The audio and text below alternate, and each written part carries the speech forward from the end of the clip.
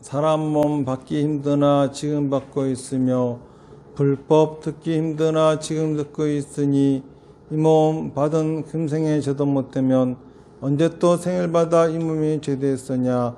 스스로 부처님께 기하여 받들어 모시고 원하건대 증생들과 더불어 대도를 제득하여 부상의 뜻을 바라겠노라. 스스로 법에 기하여 받들어 모시고 원하건대 증생들과 더불어 깊이 경정에 들어가 지혜를 받아같이 하겠노라. 스스로 승가에 기하여 받들어 모시고 원하건대 증생들과 더불어 대인들을 통리하여 모든 것에 막힘없도록 하겠노라. 무상하고 심심한 묘법은 백천만급이 되어도 만나기 심히드나 나는 지금 보고 듣고 얻을 수가 있었으니 원하건대 부처님의 진실한 뜻에 득하여 받들어 모시겠노라. 나무아미타불 나무아미타불 나무아미타불.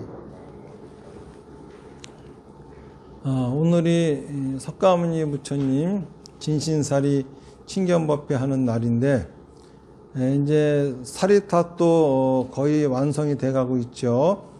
그래서 지금 상태가 3차 공사가 끝나 있는 상태인데 4차 공사는 이제 옆에 그 나머지 잎을 만드는 공사인데 그거는 부처님 오신 날 복장을 한 다음에 그 다음에 이제 시작하기로 했습니다. 그리고 이제 나머지 마지막 공사는 진신사리를 봉안하고 나서 그러고서 이제 공사를 시작해야 되는데 이건 5차 공사입니다. 이 공사는 이제 백중에 시작하기로 했습니다. 4차 공사 들어가기 전에 이제 복장을 하는데 거기에는 사경하는 책가 그리고 그동안 시주하신 분들의 모든 분들의 명단이 다 이제 들어가게 되어 있거든요.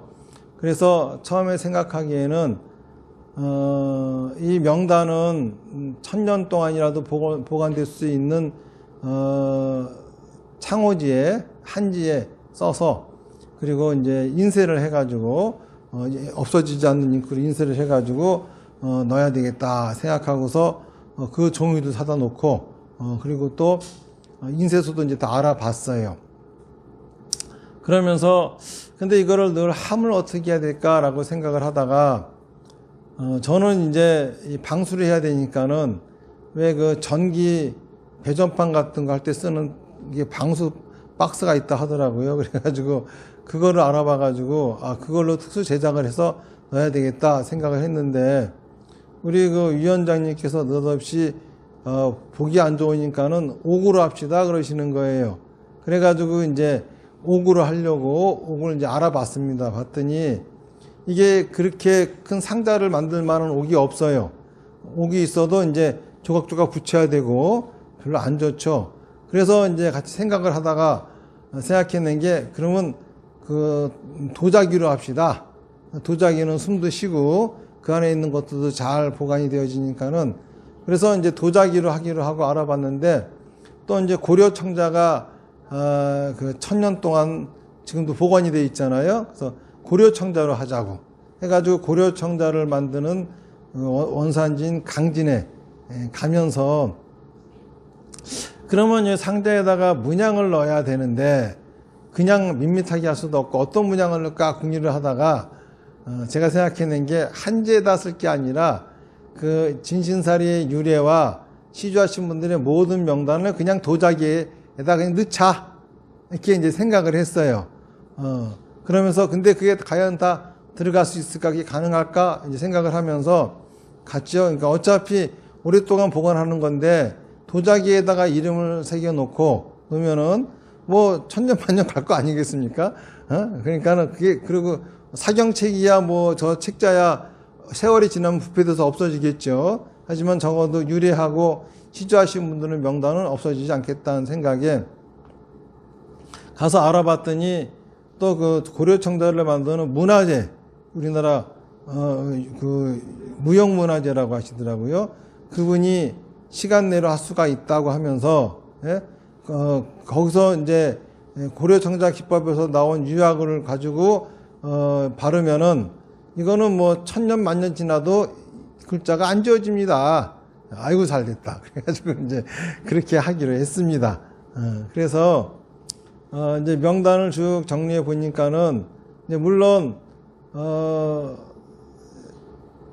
천원 하신 분도 계시죠. 그래서 천원 시주하신 분들까지 다 이름이 들어갑니다. 얼마 누구든지 다 이름이 들어가는데 이제 이게 도자기가 잘 만들어질지 모르기 때문에 무조건 3개를 만든대요. 그냥 가장 좋은 거를 넣고 나머지 이제 좀 망친 도자기 있잖아요. 그거는 이제 나중에 진열해 놓을게요. 그러면 이제 거기에 여기에 이름이 이렇게 들어갔구나 하는 거 알겠지만 사실은 이름을 새겨놓고도 다 여러분들한테 일일이 컨펌을 받아서 이름이 제대로 들어갔습니까? 뭐 금액이 맞습니까? 여쭤봐야 되는데 그 작업을 하려니 시간이 너무 오래 걸려요. 그래가지고 그냥 다 맞는 걸로 생각하고 넣기로 했기 때문에 혹시 나중에 탈호자가 있다 하더라도 좀 양해해 주시기 바라겠습니다. 그리고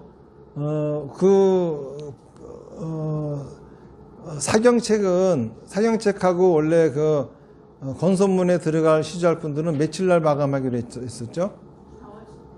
4월 19일. 오늘이 18일이니까는 내일이 마감이 되네요. 근데 사경책은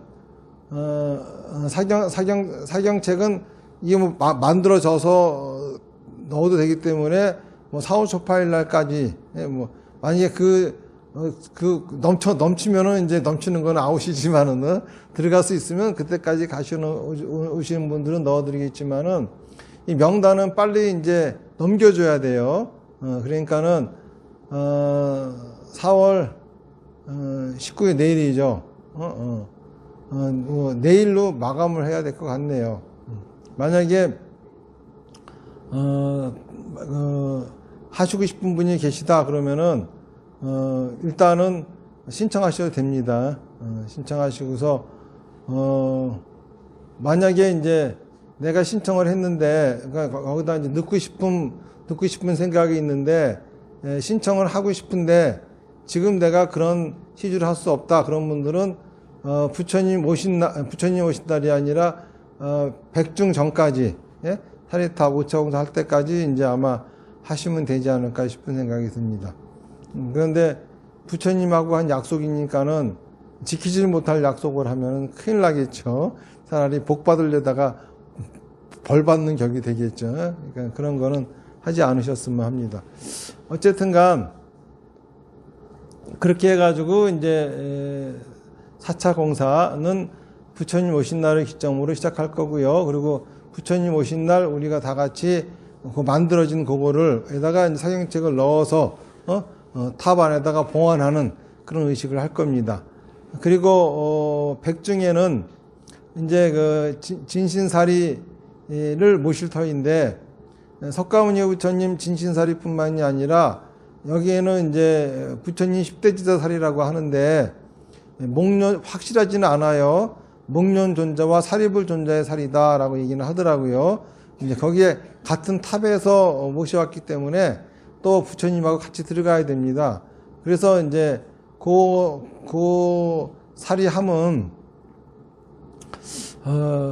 부처님 사리함 만드는 것도 벅차니까는 그냥 대충 할까 유리병에다 넣을까 이렇게 했는데 또 우리 위원장님께서 그러면 안 된다고 그러셔가지고 그것도 금으로 만들으라고 하셔가지고 그래가지고 이제 그것도 금으로 또 주문했습니다. 그래서 그때가 되면은 이제 그렇게 들어갈 것이고 그리고 약속한 대로 이제 1000만원 이상 시주하신 분들은 안에다가 동판에다가 이름을 새겨가지고 진신사리 그거 있잖아요. 요거 놓기 전에 바닥에다가 그걸 놓고 그 위에다가 이제 사리탑을 사리함을 석가모니 부처님하고 그리고 또 두 분 제자분들의 함을 같이 이렇게 이제 모시도록 하겠습니다. 그렇게 그리고 그러면서 지금 이제 금모기를 사리함을 만들어야 되기 때문에 이제 금모기를 하고 있죠. 금모기는 언제 끝나죠? 6월 22일. 그리고 총 모아야 할 금은 250돈입니다. 이제 그런데 그만큼 모아지지 않는다 하더라도, 그거는, 이제 금모기는 하기로 했으니까 하는 거고, 그리고 또, 그것도 시주한다는 분이 계시기 때문에 그만큼 모아지지 않는다 하더라도 나머지는, 시주금모를 충당해가지고 그렇게 이제 차질없게 앞으로 사리탑 공사가 이제 마무리될 것입니다. 오봉사에 모셔지는 이 석가모니 부처님 진신사리는 그 특징이 유래가 확실하다고 하는 거예요. 전 세계 어디에 있는 진신사리도 그 유래가 확실한 곳은 없습니다. 그런데 이제 유일하게 있는 것이 미얀마에 있는 세주건 파야라고 하는 사리탑인데, 그런 얘기들을 하면은 왜 그런데 그게 이렇게 알려지지 않았느냐 하지만은 다 알려져 있어요. 근데 학회에서는 그렇게 얘기를 못하는 이유가 왜 그러냐 하면은, 다 진신사리라고 모시신 사리탑들이 얼마나 많습니까? 역사도 깊고, 그러면은 잘못하면은 거기에 대해서 부정적인 영향이 있기 때문에 그러는 것이지만은, 어쨌든 간, 사리탑을 모신 것들은 다, 본인들이 그 사찰에서 모시는 진신사리가 틀림없이 확실한 거다라고 믿고도 모시고 계시는 거죠. 그리고 그 진신사리가 확실한지 아닌지는 그거는 그렇다 해가지고 거기 다른 절에 모셔진 진신사리는 가짜고 오봉사의 것만 진짜다, 그런 말은 절대 아니에요.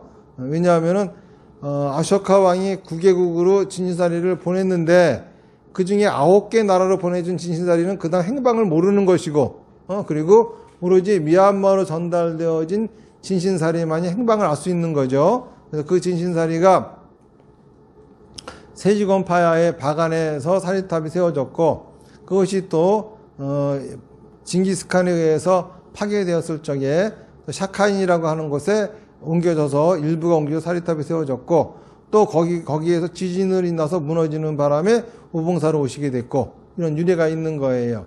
그러니까는 부처님이 돌아가시고 나서부터 그 사찰에 모셔지게 될 때까지의 진신사리의 유래를 확실하게 얘기할 수 있는 곳은 이렇게 전 세계에 3군데밖에 없고, 그리고 이제 미얀마에 있는 2곳은 이미 봉안되어졌기 때문에 친견할 수 없는 거고, 이제 오봉사에 있는 진신사리만 친견할 수 있는 것인데, 이것도 이제 백중으로는 들어가면은 다시는 친견할 수 없게 되겠죠. 그리고 사리탑이 세워지게 되면은 사리탑 그 양쪽 4면에 7층짜리 법당을 세우려고 그래요. 그리고 법당을 다 이으려고 합니다. 이제 만약에 그래서 진신사리를 친견하려면 그 법당부터 부셔야지. 예? 진신사리를 친견할 수 있는 지경이 되기 때문에 아마 그 불사가 다 완성이 되어지면은 이번 백중이 끝나면은 더 이상 진신사리는 친견할 수 없게 되지 않을까 하는 생각이 듭니다. 칠보사의 강석조 스님이라고 아주 큰 스님이 계시죠. 조계종 원로 큰 스님이신데, 이 스님이 이제 미얀마에 유래가 확실한 진신사리가 있다고 하는 얘기를 들으시고 미얀마 종교국에 가가지고 그 진신사리를 분할해 줄 것을 요구를 합니다. 그러니까는 미얀마 종교국에서 그 말도 안 되는 소리 하지 마시라고, 그 사리를 분할해 드리려면은 분할해 드리는 거는 어려운 일이 아니지만은 사리탑을 부셔야 되는데, 사리탑을 부시면은 이거 우리나라는 불교국인데 국민들이 가만히 있지 않습니다. 그 스님에게 그 분할하겠다고 그런 일을 할 수가 없습니다 하면서 이제 거절을 하면서, 도대체 스님은 어디서 오셨습니까? 라고 이제 물어보더래요. 그래가지고 한국에서 왔다고 하니까는 한국에는 벌써 갔다고. 그래가지고 이제 석주 스님이 그 진신사리가 그때 모셨던 서원사에 오셔가지고 참배를 하시고, 그러고서 큰 스님한테 사실 우리나라 5대 정멸봉영이 모셔준 진신사리라 하더라도 진신사리는 틀림없겠지만은 그 유래는 모르지 않습니까? 자장률사가 중국 오대산에 가가지고 문수보살을 친견해가지고 모셔왔다 하는데, 문수보살은 누구며 그 문수보살은 진신사리를 어떻게 입수했는지 전혀 모르는 바가 아닙니까? 그러니까는 하지만은 이 지금 여기에 오신 진신사리는 그 유래가 확실하니, 그러니 그 5대 정묘복에다가 우리 나눠서 모십시다. 그러니까 그렇게 하자고. 그야 뭐 일리가 있는 이야기죠. 조금만 덜해서 모시고 있을 것이 아니라 우리나라에 5대 정묘복이 있으니 그 정묘복에서 거기에다가 공평하게 나눠 모시는 것이 더 의의가 있겠죠. 그래서 큰 스님이 흔쾌히 허락을 하시고 주무시는데, 꿈에서 하얀 노인이 나타나서, 그러니까 갑자기 이제 주무시는 문을 벌컥 열고 들어오시더래요. 그러니까는 근데 그것이 꿈은 꿈인데 그 꿈속에 있는 방 안의 풍경이라든지 그거는 생생하고, 그 하얀 옷을 입은 노인이 서 있는 자리에만 사람이 없을 뿐, 생생한 그 현실 같은 꿈을 꾸신 거예요. 그러면서 그 노인이 나타나가지고 내가 너한테 온 뜻이 있거늘 이놈이 감히 나를 갈기갈기 찢으려고 하느냐 하면서 고함을 질러가지고 깜짝 놀라서 꿈에서 깨어나셨대요. 가슴이 벌렁벌렁거리고, 그러니까는 잠도 못 이루고 하시면서 그냥 책상에 앉아 계시다가 우연찮게 눈에 불교 사전이 띄길래 아무 생각 없이 이렇게 사전을 펼쳤더니 부처님 80종호라고 하는 문구가 나오더래요. 항목이, 그 단어가 나오더래요. 그래서 또 그러고 또 아무 생각 없이 또 다른 불교 사전을 이렇게 생각 없이 펼치니까 또 똑같은 80종호가 나오더래요. 그래가지고 이게 무슨 뜻이 있나 싶어가지고 그때까지만 하더라도 진신사리가 몇 과인지 모르고 계시다가 이렇게 헤아려 보니까는 총 80과가 있더래요. 어이구 신기하다. 80종호하고 80과하고 똑같네. 그런데 이제 80종호라고 하는 거는 뭐냐면은 부처님의 그 모습을 8가지로 이야기하는 것인데, 눈의 모습은 어떻고, 귀의 모습은 어떻고, 코의 모습은 어떻고, 이런 식으로 이제 육군을 가지고서 이렇게 80으로 분류가 되어 있는 거죠. 그래서 이제 그거를 보시고서 80과를 갖다가 색깔과 모양별로 이렇게 다 구분하고 난 다음에 혹시 이것도 맞나 하고 헤아려 보니까는 색깔과 모양으로 구분되어 있는 숫자가 아니미서신이와 딱 맞아 떨어지더라 이겁니다.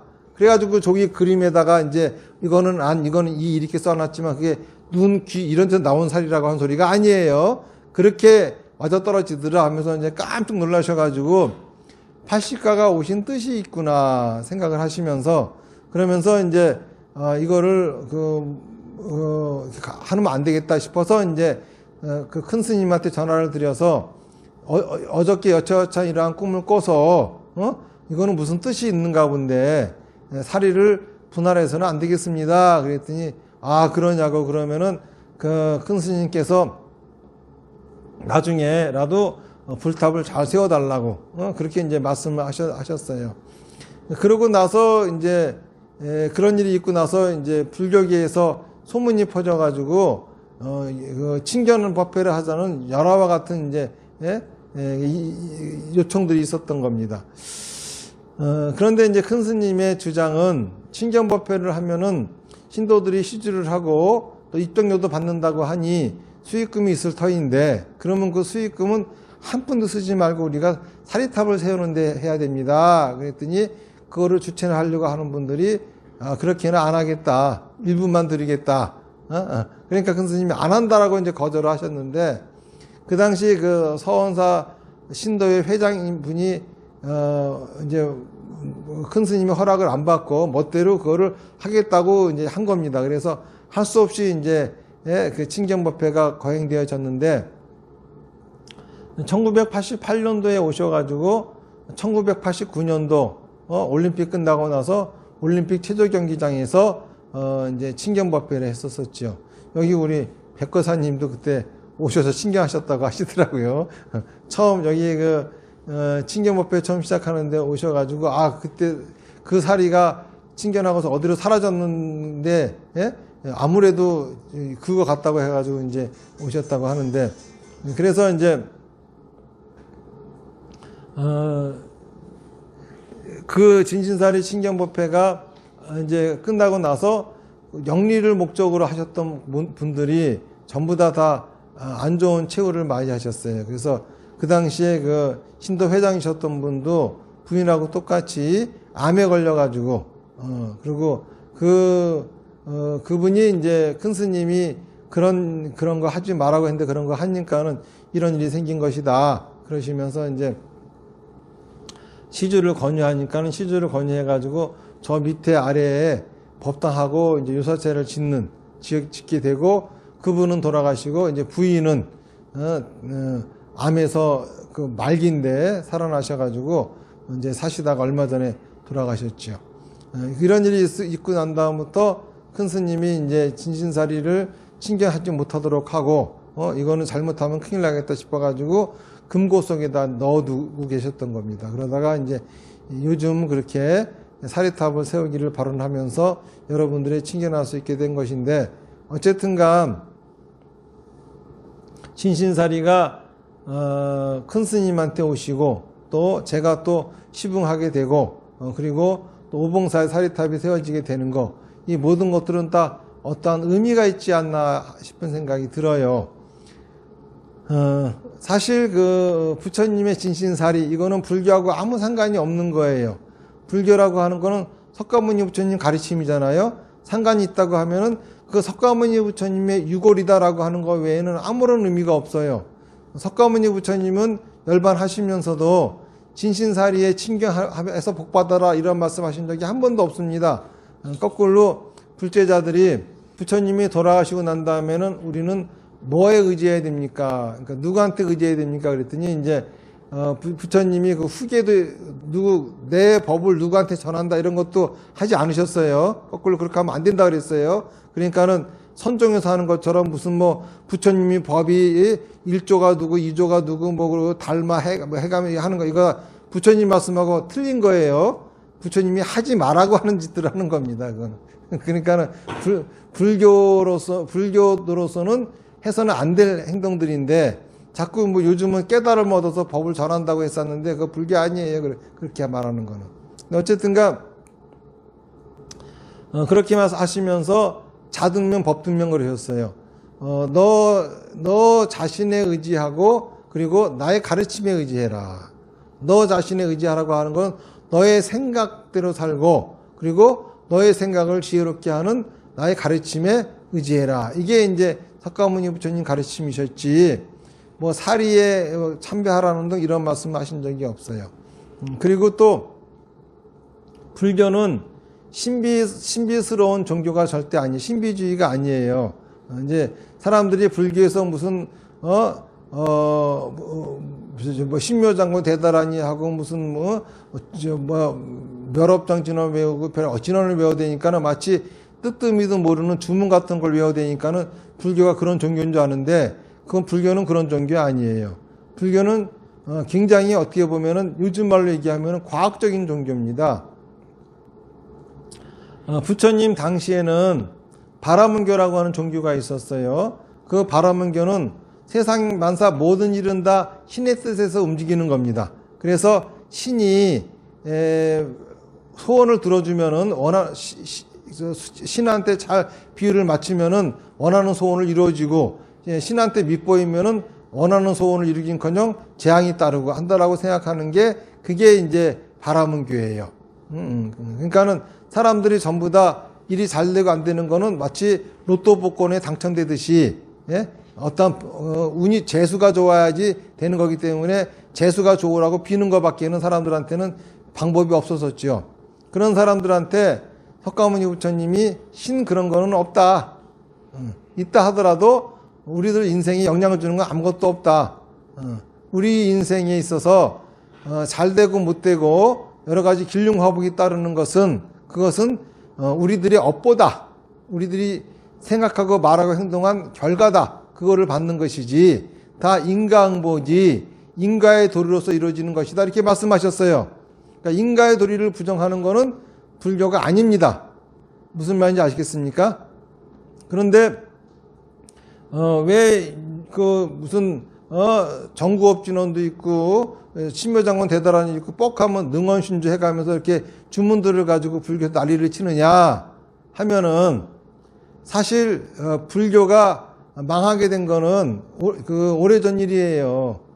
언제 있었던 일이냐 하면은 인도에서 있었던 일이에요. 인도에서 이제 불교가 한참 그 세력을 갖다가 확장을 하니까는 불교로 인해 가지고 바라문교가 세력을 점점 잃고 위축이 되었습니다. 근데 이제 바라문교가 반격을 하기 시작합니다.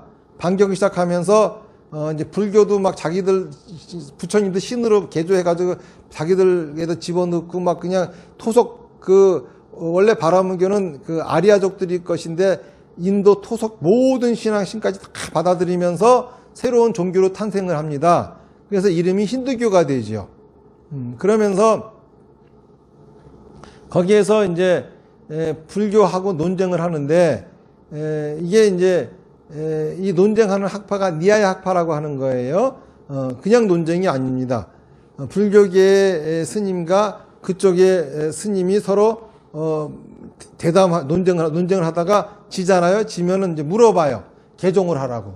안 한다 그러면 칼 가져와서 그 자리에서 목을 쳐버립니다. 그러니까 논쟁에 지면 죽는 거예요. 예? 살 수가 없는 거라. 그런데 문제는 불교의 논법이라고 하는 거는 이제 자티 논법이라고 하는 건데 불교는 무아사상이잖아요. 그러니까 무아사상은 실체를 잡지 않는 겁니다. 자기 주장을 내세우지 않아요. 그런데 모든 논쟁은 주장과 주장이 충돌해야 되거든요. 근데 불교의 논법은 자기 주장을 내세워가지고 상대방의 주장을 꺾는 것이 아니라 상대방의 주장이 모순만을 계속 지적하면서 너의 주장은 틀렸다를 지적하는 게 불교의 논법이거든요. 근데 그런 식의 논법은 반칙이다. 그래서 못 쓰게 합니다. 그러니까는 당연히 전쟁터에 나가는데 불교는 불교의 무기를 갖지 못하고 나가는 그 처지가 됐잖아요.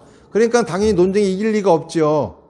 무기 든자하고 맨주먹하고 싸워야 되는 격이니까. 그러다 보니까는 불교계 스님들이 계속 모가지가 달아나요. 죽어납니다. 하다 안 되니까 이제 불교에서 그 삼지 논법이라고 하는 걸 만들어내는데 여기서의 핵심은 실체를 잡아요. 뭘 잡냐면 마음을 잡습니다. 그래서 일체이심조라고 하는 사상이 등장을 합니다.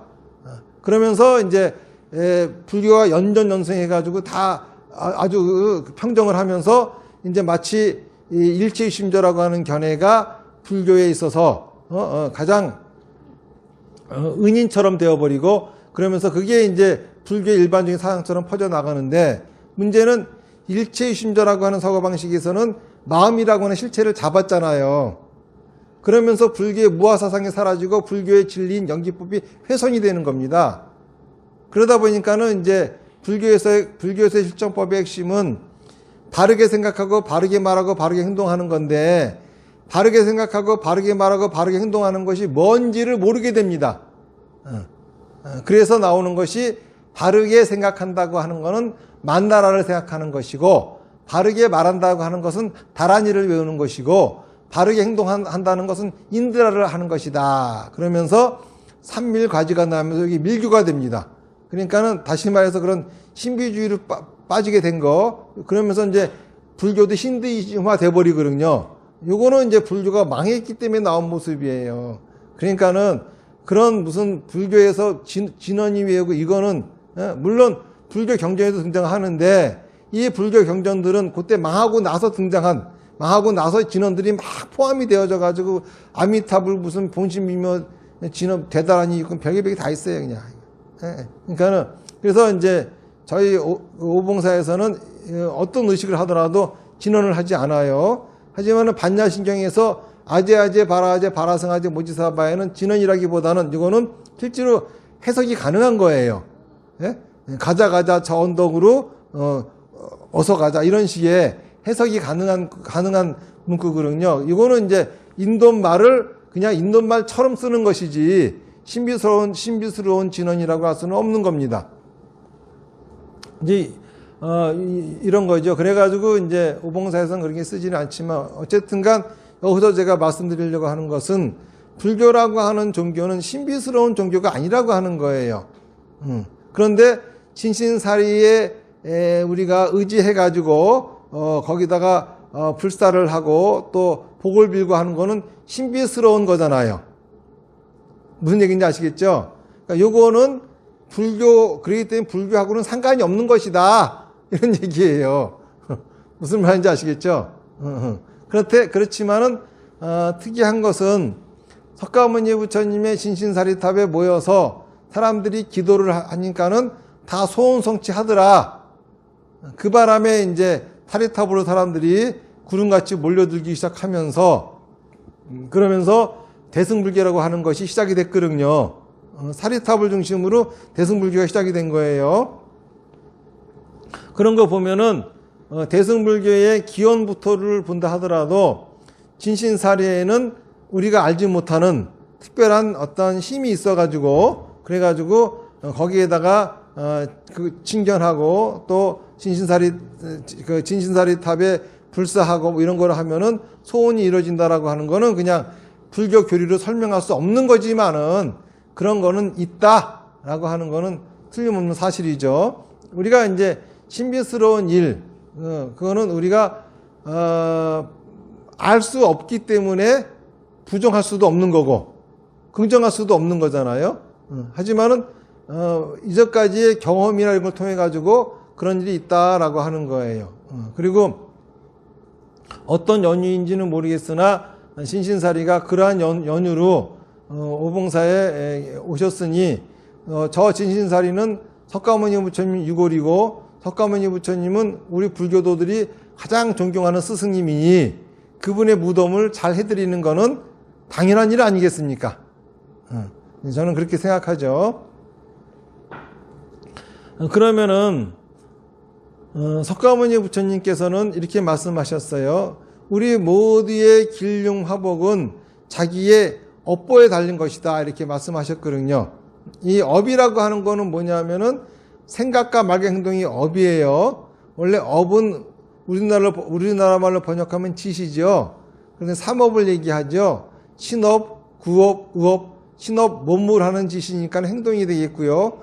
구업은 입으로 하는 짓이니까는 악업이 저희가 이 말이 되겠고요. 의업은 마음으로 하는 짓이니까 생각이 되겠죠. 이렇게 생각과 말과 행동이 업입니다. 그러니까는 불교에서는 우리가 이 업을 바르게 해가지고 행복한 삶을 살아야 된다라고 하는 겁니다. 근데 불교에서 업을 바르게 한다라고 하는 거는 선업을 짓고 악업을 짓지 말자 이런 게 아니에요.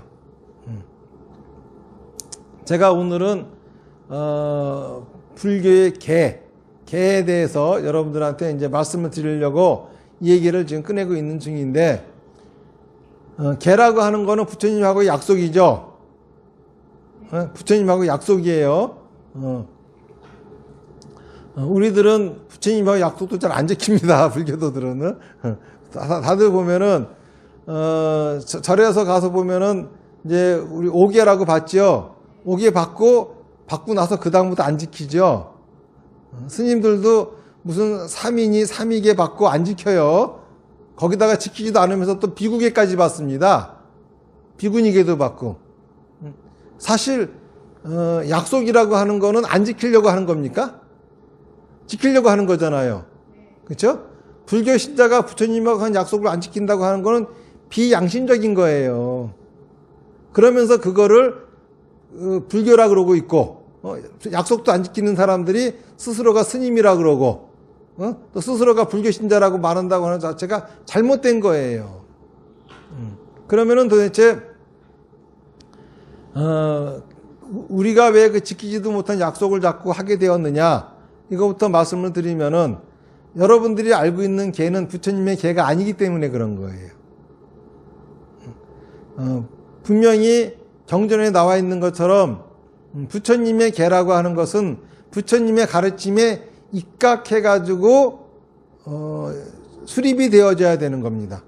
부처님의 가르침이 입각해서 수립되어지지 않으면 안 되는 거예요. 그런데 이제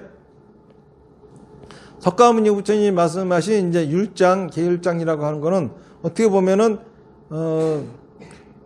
신도들을 위해서 부처님이 계율을 설하신 거는 없습니다.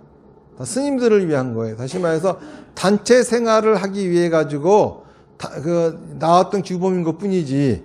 예. 근데 지금은 이제 많이 바뀌지 않았습니까? 그런 상태에서 부처님의 가르침에 입각해 가지고 새로운 계가 정립되어져야 된다라고 저는 생각을 하죠.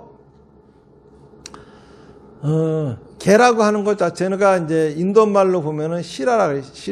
시라를 개라고 하는 말로 의역한 겁니다. 음력이 아니라 의역한 거예요. 뜻으로 번역한 거예요. 근데 시라라고 하는 것은 무슨 뜻이냐 하면은 습관이다 이런 뜻이에요. 그런데 중국말로 개라고 할 적에는 그 무슨 뜻이냐 하면은 경계한다. 예? 예, 경계한다. 예, 다시 말해서 울타리는 경계하는 거잖아요. 못 들어오게. 예, 그러면은 이걸 합쳐보면은 습관적인 울타리야. 이거는 뭘까요? 울타리가 얘기하는 건 뭘까요? 안과 밖을 구분하는 거죠. 그러니까는 다시 말해서 불교에서 얘기하는 개라고 하는 것은 불교 신자이고 불교 신자가 아님을 구분하는 게 불교의 개라 이겁니다. 자, 그러면은 불교라고 하는 가르침은 뭐냐 하면은 악업을 짓지 말고 선업을 짓자고 하는 게 부처님의 가르침이 한데 이 선과 악은 달라요.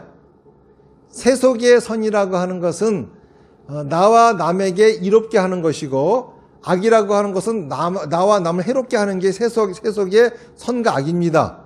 그런데 불교에서의 선과 악은 자기의 업을 완전연수하는 삶을 살게 하는 것이 선이고 자기 업을 불완전연수하게 살아가게 하는 것이 악인 거예요. 다시 말해서 업이라고 하는 거는 생각과 말과 행동이라 그랬으니까는 자기 생각을 자기가 이루고 싶은 원을 이루기 위해서 자기의 말과 행동을 불사르며 살아가는 것이 선이고 자기 원을 원도 없고 그거를 꾹 눌러가면서 말하고 행동하는 것이 악이다 이겁니다. 자, 근데 자 보세요. 오계라고 하는 거 여러분들이 이제 불교에서 받는다고 하는 오계라고 하는 거 살펴보자고요. 먼저 살생하지 마라, 사음하지 마라, 훔치지 마라, 그 다음에 또 뭐지? 거짓말하지 마라, 예? 술 마시지 마라. 이 5가지잖아요. 이거 다 지킬 수 있는 사람 손 들어보세요. 과연 모기가 와서 물어뜯어도 안 죽일까? 예? 그렇잖아요. 진짜 무슨 일 있어도 여러분들은 거짓말 안 하고 사십니까? 다시 말해서 이거는 세속적인 이거를 범하는 거는 세속적으로 악업을 짓는 것이고 이거를 그렇죠? 지키는 것은 세속적으로 선업을 짓는 거예요. 세속의 선업과 악업입니다. 그런데 우리가 악업을 짓고 싶어서 짓는 사람들이 있을까요?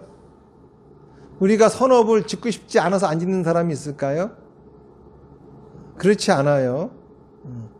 악업을 지을 수밖에 없는 상황에 놓였기 때문에 악업을 짓게 되는 것이고, 그렇죠? 또 선업을 아무리 짓고 싶어도 그런 상황이 찾아오지 않으면 선업을 짓지 못하는 겁니다. 만약에 여러분들이 살생하지 않기 위해서 여러분들은 살생하지 않고 소고기, 돼지고기를 먹어요. 자, 그러면은 여러분들은 살생을 안 했다 하지만은 여러분들한테 그걸 먹이기 위해서 누군가가 살생을 했죠. 자, 이제 농사 지으려면은 농약도 뿌려야 됩니다. 그렇잖아요. 여러분들은 거기 있는 농약을 안 뿌렸기 때문에 거기서 살생하지 않고 쌀밥 먹을 수 있어요. 그런데 여러분들한테 쌀밥을 먹이기 위해서 누군가 살생을 해야 되죠. 그러면 여러분들은 살생을 사주한 사람들이에요. 안 그렇습니까? 자, 공기를 들이셔. 그러면 공기 중에도 균이 있어요. 내가 들이셨다 내뿜으면은 죽어나가. 숨을 쉬어도 죽이네.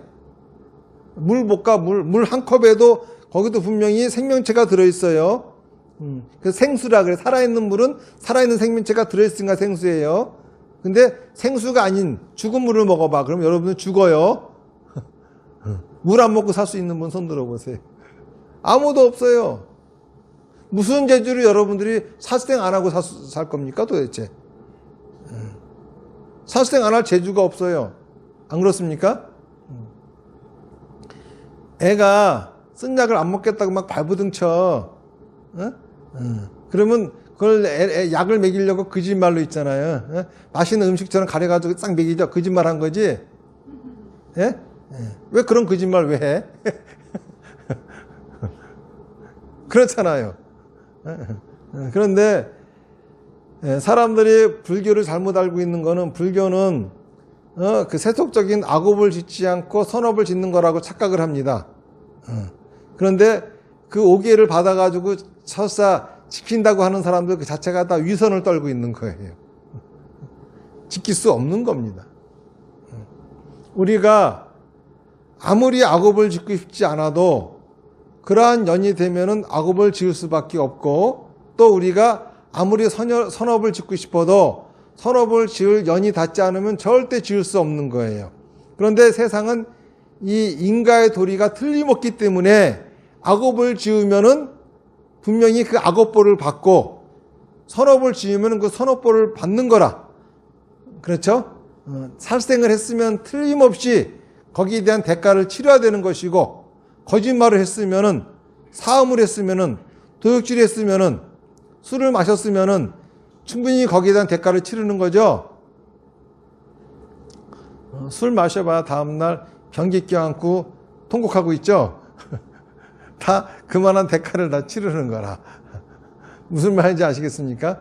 분명히 악업보를 지으면은 악업보에 대한 대가를 치를 수밖에 없어요. 그리고 선업보를 지으면은 분명히 선업보로 인해서 큰 복을 받습니다. 이거는 틀림없는 사실이야. 인가의 도리에 어긋남이 없이 분명히 있는 거예요. 그런데 문제는 내가 아무리 악업보를 짓고 싶지 않다 하더라도 연이 닿으면 지을 수밖에 없고, 내가 아무리 선업보를 짓고 싶다 하더라도 연이 닿지 않으면 지을 수 없는 겁니다.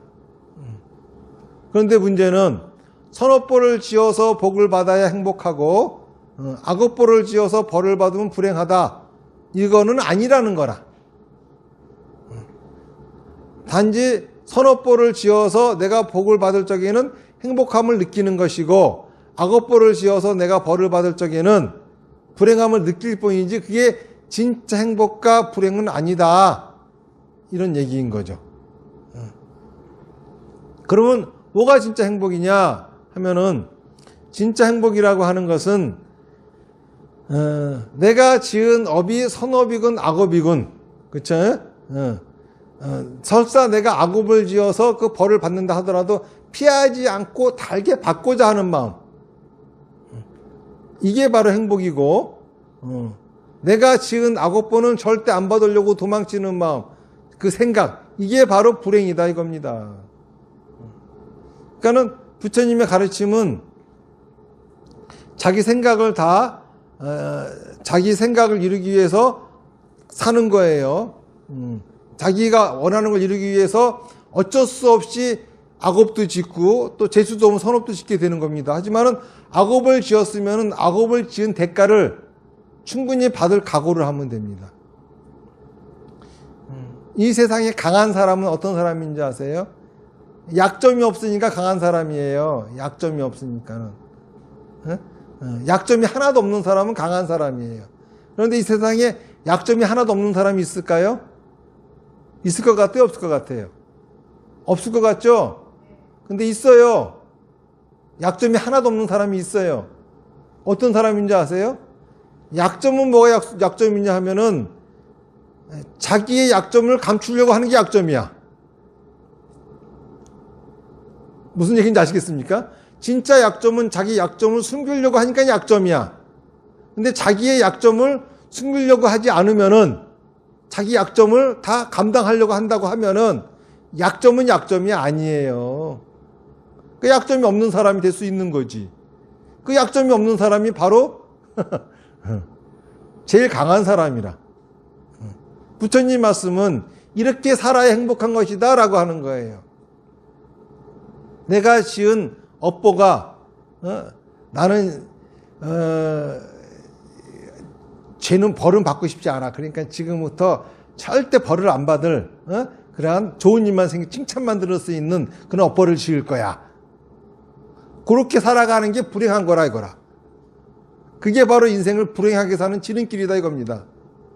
뭐가 행복이냐 하면은 내가 악업을 짓든 선업을 짓든 이게 중요한 게 아니라 지금 내가 원하는 걸 이루기 위해서 최선을 다하는 거죠. 그리고 악업을 짓더라도 거기에 대한 대가를 충분히 내가 받을 각오를 해야 되는 거죠. 각오도 하지도 않고 악업을 지으면 쓰겠습니까? 그리고 그 대가를 받으라 이거라. 고통을 감내라 이거라. 지옥은 어떤 사람들이 가는 곳이냐 하면은 지옥을 가지 않으려고 발버둥 치는 사람들이 가는 곳이야. 무슨 말인지 아시겠죠? 지옥 가기를 각오한 사람한테는 지옥도 가볼 만한 곳입니다. 부처님의 가르침은 그런 가르침이에요. 이러한 삶을 살으라고 하는 게 부처님의 가르침이고, 이러한 삶을 그렇죠? 사는 방법으로서 부처님이 제시한 것이 바르게 생각하고 바르게 말하고 바르게 행동해라, 이 8동도를 말씀하신 겁니다. 바르게 생각한다고 하는 거는 자기 생각이 뭔지 뚜렷하게 아는 거예요. 바르게 말하고 바르게 행동한다고 하는 거는 자기 생각이 뭐죠? 원하는 겁니다. 자기가 원하는 걸 이루기 위해서 자기의 말과 행동을 불사르는 거예요. 뭐 이루고 싶은 게 있죠? 생각하고 있으면 뭘까요? 망상입니다, 망상. 말하면 뭐가 될까요? 계획이 됩니다. 실천하세요. 뭐가 될까요? 현실이 됩니다. 원하는 것이 현실로 이루어지지 않으면 아무 소용없어요. 그런데 우리는 그 원하는 거를 현실로 이루기 위해서 무슨 짓을 하죠? 빕니다. 신비스러운 거에 의지하려고 그래요. 부처님이 하시는 말씀은 그러지 마라라고 하신 거예요. 그러지 마라고.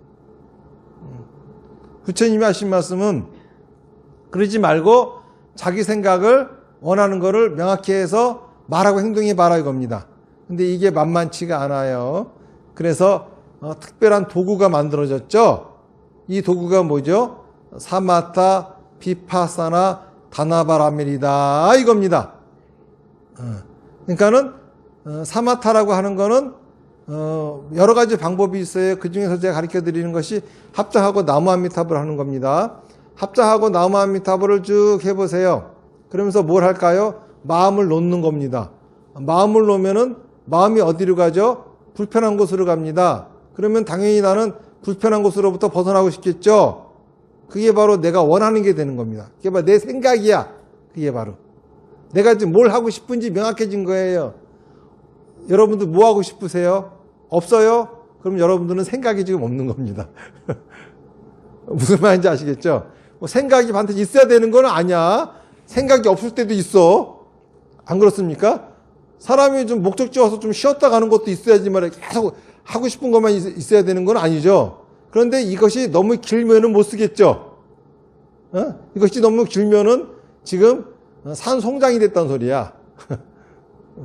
그러니까 하고 싶은 게 뭔지 정확히 모른다. 그러면은 그거는 본인의 생각을 찍어 누르고 있는 겁니다. 자기 욕구를 누르고 있는 중이에요. 그거는 사마타를 하면은 욕구가 탁 풀어지면서 진짜 내가 해야 할 일이 뭔지 명확하게 떠오릅니다. 이 원하는 거에는 그 원하는 것이 있으면은 원하는 거를 말과 행동으로 옮겨 현실이 돼요. 현실로 이루지 못하는 것은 아무런 의미가 없어요. 현실로 이뤄야지, 현실 속에서 그것이 실현되어야지만이 의미가 있는 거예요. 그러니까 현실적으로 이뤄야 됩니다.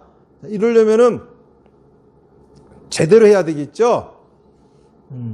10번 찍어 안 넘어간 나무 없다 그래요. 근데 찍을 줄 모르는 사람이 찍으면은 1000번 만번 찍어도 안 넘어갑니다. 그러니까 제대로 찍어야 되겠죠. 제대로 찍으려면 뭐가 필요할까요? 지혜가 필요합니다. 자, 지혜를 챙겨야 됩니다. 뭘 하는 거죠? 비파사나 하시라고요. 수요 교리를 들으시라고요. 그리고 그러고 난 다음에 이제 내가 어떻게 하면 내 소원이 이루어질지 여기에 대해서 이제 방법을 알아냈습니다. 그런데 그거를 말하고 행동하지 않으면 아무 소용이 없어요. 자, 말하고 행동을 하려고 하는데 이게 만만치가 않아요. 혹시 실패할까봐 두려워가지고 하려다가 괜히 더 일만 망치고 더 끔찍한 일 당할까봐 두렵습니다. 이게 뭐죠? 집착이에요. 집착을 품은 채로 하면 요상한 짓을 합니다. 계획대로 하지 않고. 진짜 이상한 짓을 해놔. 그러니까는 집착을 버려야 되겠죠. 집착을 버리는 게 다나바라밀. 다시 말해서 보시를 하는 거예요.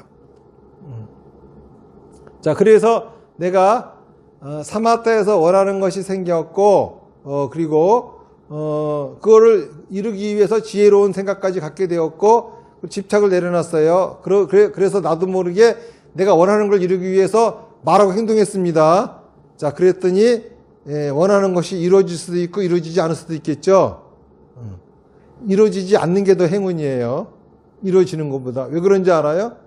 이루어지지 않으면은 거기서 지혜가 생깁니다. 똑똑해져. 더 재밌어져. 한 방에 이루어지면 재미가 없어. 그렇잖아요. 여러분들도 어떤 게임 하는데 한 방에 다 그냥 클리어가 돼. 그러면 재미없어 안 하죠? 계속 실패하고 여러 번 하고 궁리하고 왜 안 될까 해가면서 이제 씨름하다가 이제 성공해내야 이게 재미가 있는 거지. 인생도 그래야 재밌는 거예요. 그러지 않으면 아무런 재미가 없어요. 실패를 해도 행복이고 성공해도 행복. 이게 바로 부처님의 가르침이고, 그러니 부처님의 계라고 하는 것은 사마타, 비파사나, 다나바람이라 하는 겁니다. 무슨 말인지 아시겠죠? 무슨 뭐 살생하지 마라, 사함하지 마라 이런 거 지니고 다니지 마시고, 이건 도덕적인 거예요. 그거는 여러분들이 당연히 해야 할 일입니다. 그렇잖아요? 될 수 있으면은 안 하려고 노력을 해야 되는 것들이죠. 그리고 불교 신자들이 진짜 지켜야 될 것은 제가 말씀드린 것처럼 사마타, 비파사나, 다나바람이라 하는 겁니다. 이거를 하게 되면은 여러분들한테는 이 발보리심이라고 하는 게 생겨요. 이 발보리심이 여러분들의 삶을 극락으로 바꿔주는 겁니다. 발보리심이라고 하는 건 뭐냐면은 내가 세상을 살아가는 것이 아니라 세상이 나를 살려주고 있구나를 알게 되는 거예요. 다시 말해서 물고기가 물에서 사는 것이 아니라 물이 물고기를 살려주고 있다고 하는 것을 알게 되는 거죠. 이게 바로 발보리심이라고 하는 겁니다. 오늘은 이제 여러분들한테 이 부처님의 진신사리 이 탑이 이제 앞으로 어떻게 세워질 것이다라고 하는 것도 안내해드리고, 나아가서 이 진신사리가 이렇게 오봉사에 오신 이유는 그래도 우리 오봉사에서 피고 있는 부처님의 가르침이 그 어디에도 없는 바른 가르침이기 때문에 이 가르침을 널리 펴라라고 하는 의미에서 저를 시붕으로 삼고 그러고서 사리탑이 세워지는 것이 아닌가. 이거는 부처님의 가르침하고 일치하는 건 아니지만은 사리에는 신비스러운 영험이 있으니 어떤 우리가 모르는 그런 신비스러운 작용이 이루어지고 있는 게 아닐까라고 하는 생각을 합니다. 이렇게 말씀을 드리면서 우리 불교 신자들이 진짜 부처님한테 해야 될 약속이 뭔지, 그리고 그 약속은 틀림없이 지켜나가야 되는데, 그 어떻게 지킬 것인지 이런 것들에 대해서 여러분들한테 제가 말씀을 드렸습니다. 오늘 얘기는 여기까지 하고, 오늘 제 얘기를 듣고서 혹시 뭐 궁금한 것이 있을까요? 네, 뒤에 부처님이. 스님 말씀 너무너무 잘 들었습니다. 그런데 제가 궁금한 게 있는데요. 스님께서 방금 말씀하셨처럼 사마타에 의지하고 그러라고 쭉 말씀하셨잖아요. 근데 그거하고 지금 아까 1조 달마대사부터 5조 해능스님까지 쭉 선이라는 게 이어가지고 지금 모든 스님들이 참선을 해서 자기 자신을 찾아라, 본래의 면목을 찾아라 이렇게 계속 말씀하시는데 그거하고 어떤 차이가 있으며 궁금한 것이 너무 많습니다. 네, 우선 거기에 대해서 말씀을 드리면은 석가모니 부처님의 이제 설하신 가르침, 업을 완전 연소하는 방법으로서 설하신 것은 8정도예요. 8정도의 핵심은 바르게 생각하고 바르게 말하고 바르게 행동하는 건데, 그거는 자기의 원을 이루기 위해서 말과 행동을 다 불사르는 거지요. 근데 그것이 이제 만만치 않다 보니까는 새로운 방법이 나옵니다. 그렇게 나오는 것이 이제 육바라밀리거든요. 또 육바라밀도 만만치 않다 보니까는 더 쉬운 방법이 나와요. 이것이 오문이라고 하는 겁니다. 거기에 이제 사마타 비파사나가 들어 있는데, 이제 거기에 이제 더해진 것이 이제 다나바라밀인데, 어쨌든간 오문이 나오면서 사마타 비파사나라고 하는 수행법이 나오거든요. 요 수행법을 착안하신 분들을 우리가 뭐라고 부르냐면 유가행파라고 불러요. 유가행파. 유가행파라고 하는 거는 이분들은 요가의 행을 실천하는 분들이다라고 하는 겁니다. 그래서 그런 이유는 사마타를 하는 방법으로서 요가 수행을 받아들인 거예요. 요가 수행 중에서도 이제 명상이 있죠. 요 명상이라고 하는 거는 꼭 요 명상을 사용했던 거는 요 요가 행법뿐만이 아니라 그 전부터도 명상은 쭉 썼어요. 요거를 이제 정렬하고 하기도 하고, 요거를 선이라고 이제 불렀던 겁니다. 불교가 이제 중국으로 전래되어졌는데, 중국 사람들은 불교를 이상하게 생각을 했어요. 그러니까 자기들 식으로 이해했습니다. 중국에는 이제 도교라고 하는 종교가 있었거든요. 도교라고 하는 종교는 뭐냐면은 산속에 가가지고 도통하는 종교예요. 도통해가지고 도사가 돼가지고 중생을 구제하는 게 도교거든요. 그러니까는 이 사람들은 원래 그 당시에 인도의 도교는 경전도 없고 조직도 없었어요. 개별적으로 하는 거였지. 그러니까 무슨 어떤 체계화되어 있는 게 없었죠. 그런데 마치 불교가 그 도교하고 똑같이 보이는 거라.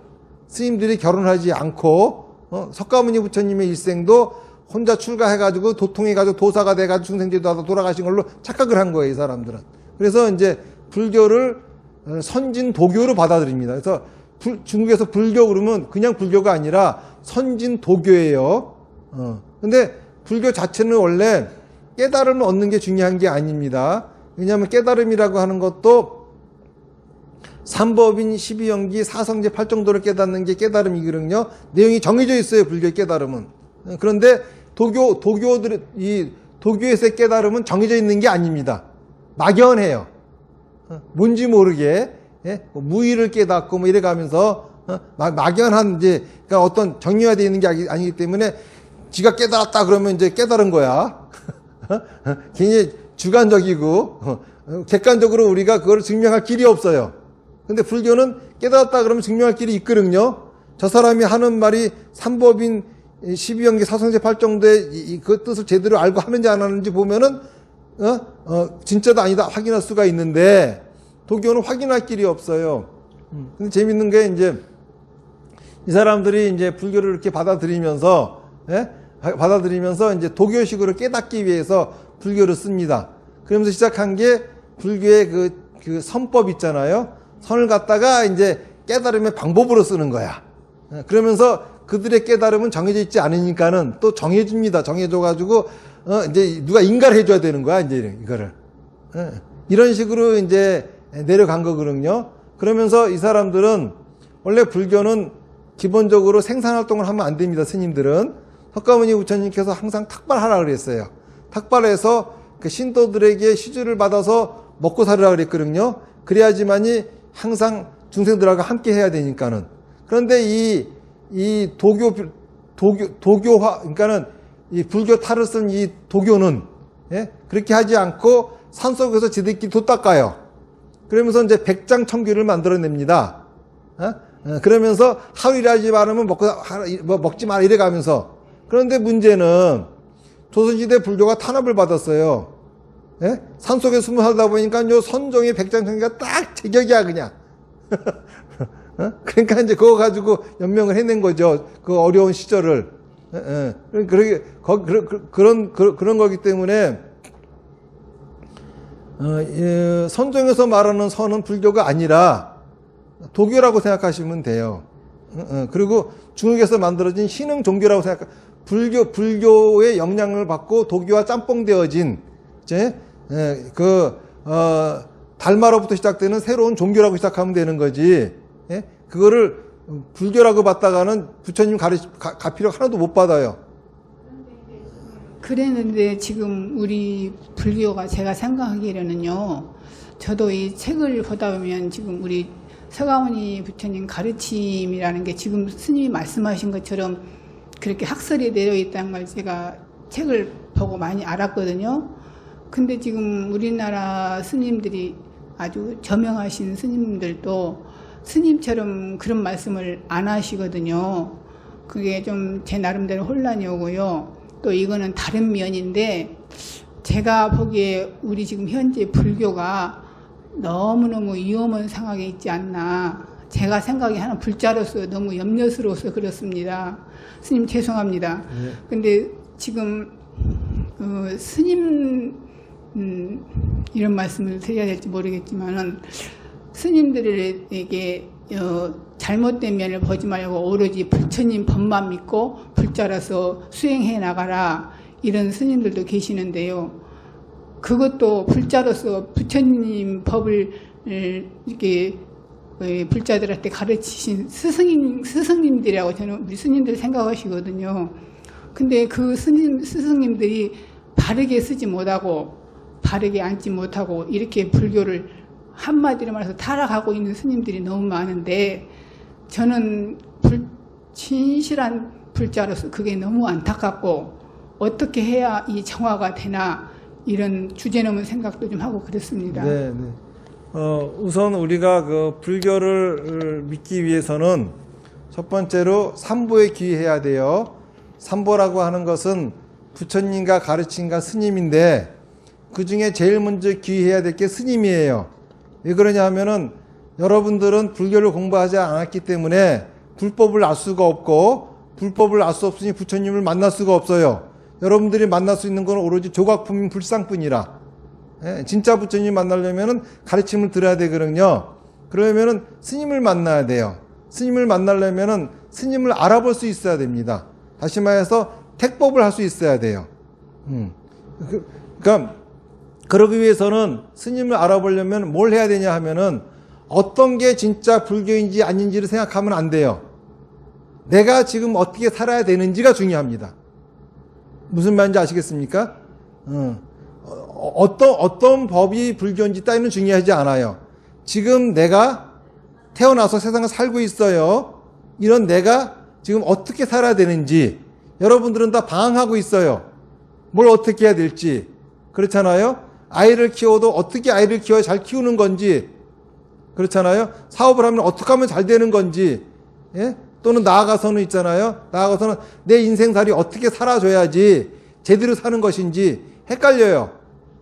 이런 거에 대한 궁금증을 가지고 스님을 만나보세요. 그리고 여러 얘기를 들어보고 난 다음에 어떤 이야기가 그쵸? 나를 제대로 안내해 주겠구나 라고 하는 걸 받아들일 수 있겠죠. 그 가르침을 따르면 됩니다.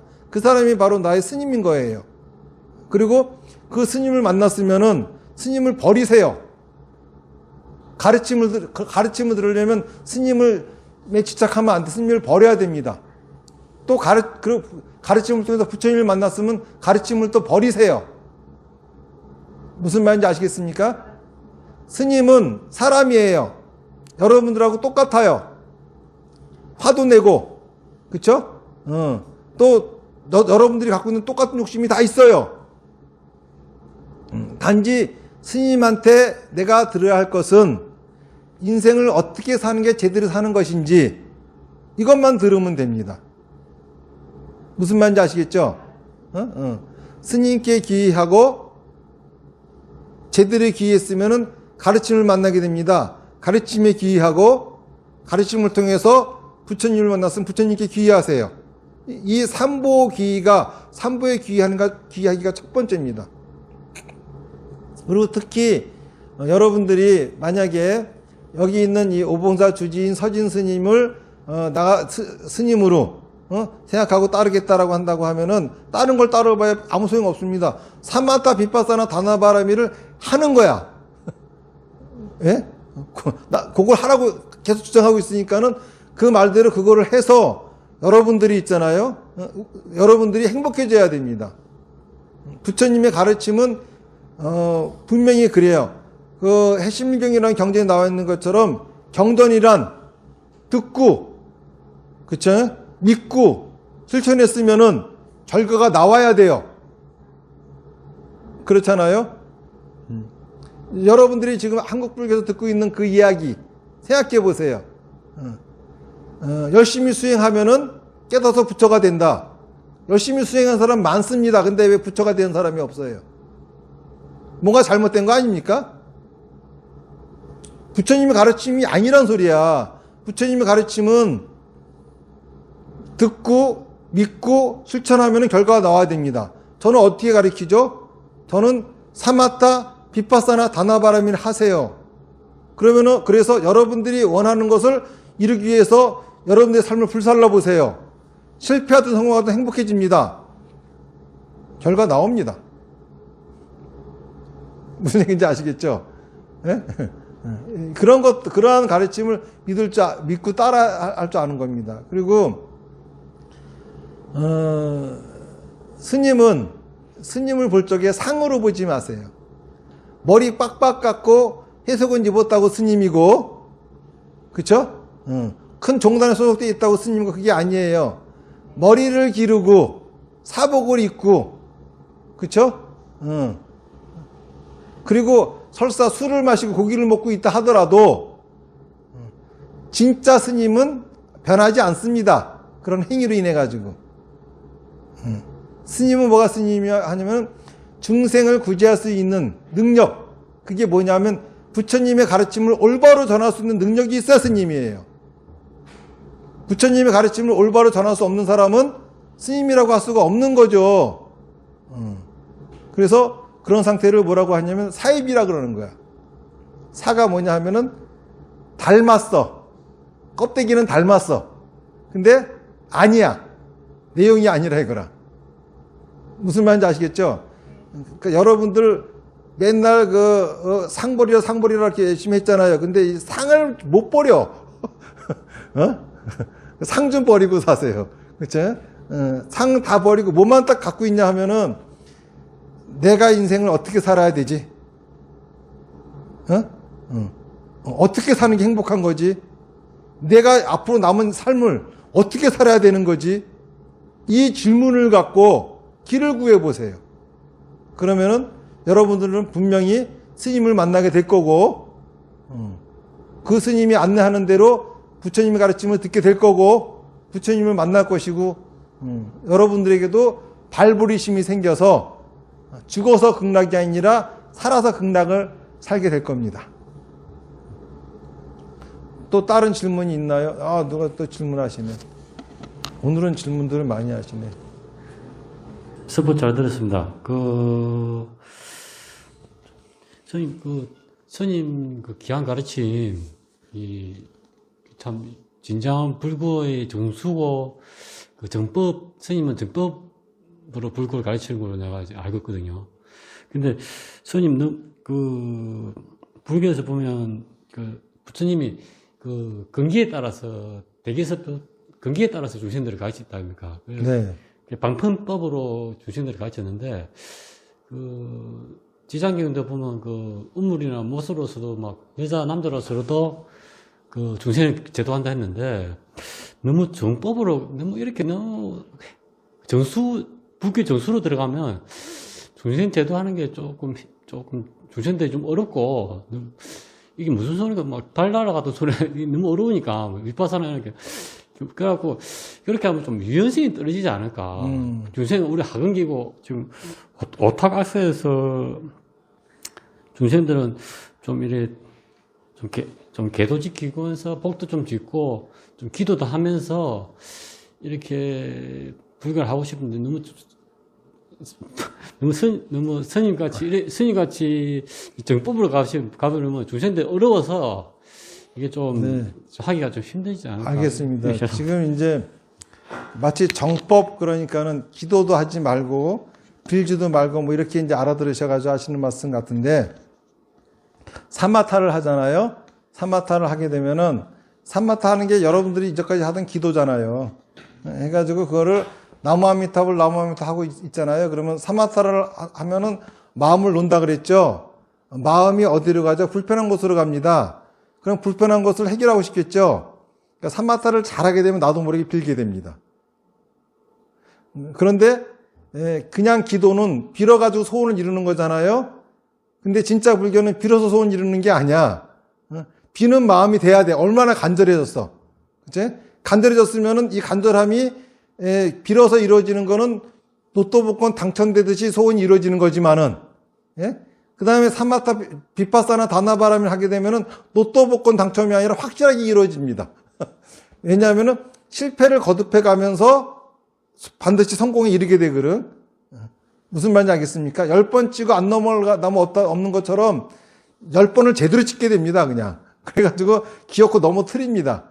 그러니까는, 정법 해가지고 무슨 뭐 그런, 복 빌고 이런 거 하고 그런 거 하지 말라고 하는 거 아니에요. 거꾸로 여러분들이 말씀하시는 무슨 저희 기도하고 뭐 부적 쓰고 점치고 뭐 천도제 쌓고 이거는 로또 복권 되는 거하고 똑같은 짓이에요. 확률이 이룰 수 있는 확률이 적어요. 제가 드리는 방법은 확률이 확실하다고. 그러니까 확률이 확실한 거를 따르지. 안 그렇습니까? 그러니까는 저희 이거를 못 알아들으면 그거는 이제 그쵸? 어리석은 거밖에 안 돼. 누가 그랬잖아.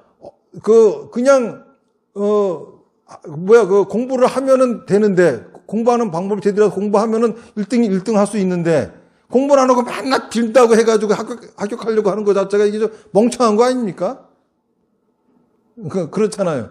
그러니까 확실히 할 수 있는 방법, 마음속으로 항상 빌어. 사마타하게 되면 나도 모르게 빌게 됩니다. 비는 마음이 없어지면 안 돼요. 간절하게 부처님한테 소원을 비는 그 마음, 이게 시작이야. 이게 원력이에요. 무슨 말인지 아시겠죠? 부처님한테 소원을 이뤄달라고 비는 것이 잘못됐다고 한 적 한 번도 없어요. 먼저 여러분들이, 그쵸? 진짜 원하는 거 이루려면은 부처님한테 소원을 빌 정도로, 간절하게 소원이 이루어지기를 바랄 정도로 간절해져야 됩니다. 그러니까 제발 좀 비세요. 그쵸? 그 다음에 빌기만 하면서 소원 이루는 거는 로또 복권 당첨되기 바라는 거잖아요. 그러니까 그 다음에는 그 소원이 확실하게 현실이 될 수 있는 방법으로서 가르쳐 드리는 게 사마타 빗바사나 다나바라면 그거 하시라는 거예요. 그러니까 사마타만 하고 계시면은 망상의 세계에 빠지고 재수 좋으면 이루어지는 거고, 그 다음부터 무슨 운이야, 운. 근데 제가 가르쳐 드리는 방법은 운을 뛰어넘는 거예요. 그리고 이제 자꾸 이제 많은 분들이 방편 얘기하시는데, 방편은 부처님이 쓰시는 거지 중생들이 쓰는 거 아니에요. 중생들이 방편 쓰면 큰일 납니다. 중생들이 쓰는 거는 방편이 아니라 요령이야, 요령. 뺀질거리는 거야, 안 하려고. 무슨 말인지 아시겠습니까?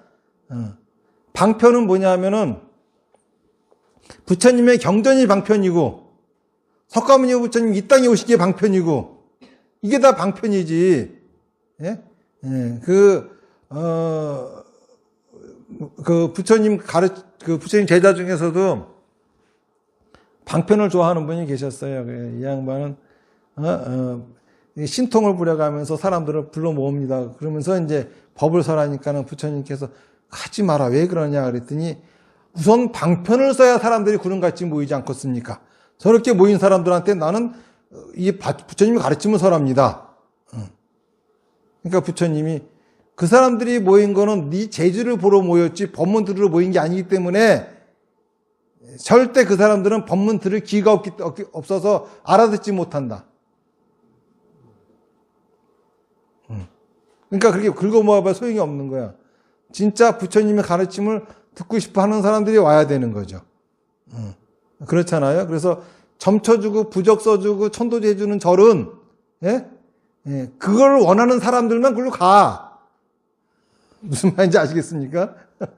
하지만 정법을 써라고 했으면 정법을 듣고 싶은 사람은 오게 돼 있는 법이라. 무슨 얘기인지 아시겠죠? 예, 정법이라고, 감사합니다. 예, 정법이라고 해가지고 절대 비는 마음 가지면 안 된다 아닙니다. 실컷 비세요. 그쵸? 빌어야 됩니다. 무슨 말인지 아시겠죠? 근데 빌기만 하고 있지 말고 그 다음부터는 확률이 확실한 방법을 행동을 하시라고 이거예요. 그래서 소원 이루라는 겁니다. 이게 진짜 정법이고, 그쵸? 그리고 진짜 부처님의 가르침은 정법 이외에 없어요. 방편은 부처님의 경전이 방편이고 그 외에는 그 부처님의 가르침이 아닌 겁니다. 부처님 가르침이 아닌 거 가지고 여러분들이 행하면 헷갈려 가지고 그렇죠? 원하는 거 얻지 못합니다.